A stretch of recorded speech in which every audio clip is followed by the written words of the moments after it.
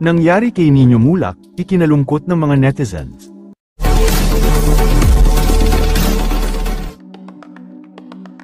Sumpa umano ng nag-iisang Coco Martin, totoo nga ba? Ito ang katanungan ngayon ng maraming madla matapos mangyari ito sa dating child star na si Nino Mulak, lingid sa kaalaman ng mga madla dahil sa tila sunod-sunod na pagpanaw ng mga artista na naging bahagi sa mga teleserye ni Coco Martin, kaya hindi mapigil ang mag-isip ng mga madla na may sumpa siya.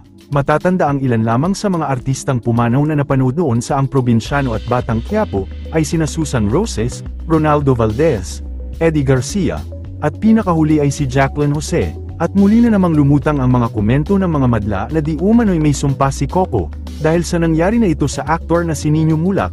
Komento ng isang madla, baka may sumpa si Coco Martin, mga malapit sa kanya o kaya mga actors na nakawork niya na mamaalam. Anyways, get well soon Nino. Ating matatandaang nito lamang buwan ng Marso nang muling bumalik sa pag-arte si Nino Mulak matapos siyang sumali sa Batang Quiapo cast.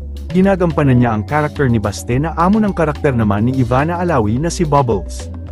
Maraming madla nga ang nabahala matapos ma-share ni Nino sa kanyang Instagram account ang nangyaring medical emergency sa kanya, habang nasa taping siya ng Batang Quiapo. Sa pamamagitan ng isang Instagram reel, ibinahagi ni Nino pupunta siya ng ospital. Habang nasa kalagitnaan daw kasi sila ng pagsushooting ng Batang Quiapo ay bigla na lang daw siyang nakaramdam ng pananakit ng kanyang ilong. Dahil dito, hindi raw siya makaarte at makabitiw ng kanyang mga script, kwento pa ni Nino.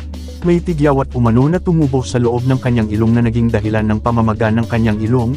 Sobrang sakit umano ng kanyang ilong na kumunikta sa kanyang ulo.